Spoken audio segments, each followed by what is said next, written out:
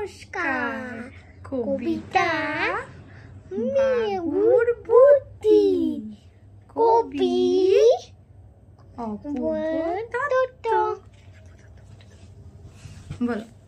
বাবু মাত্র রুমা পড়তে যাবে বার্লিনে।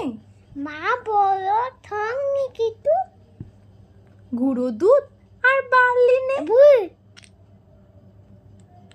বিজে বিজে রাতটা কাটে কে দেবে খাবার।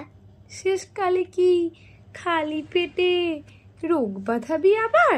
বাবু বলো একটুখানি মা তোমার একটা বোন না।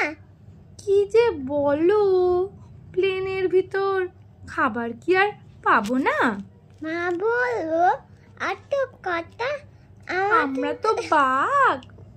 আমার দিয়ে ওদের বলো চোখ খাতে খায়।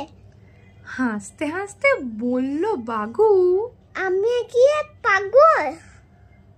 খোঁজ নিয়েছি।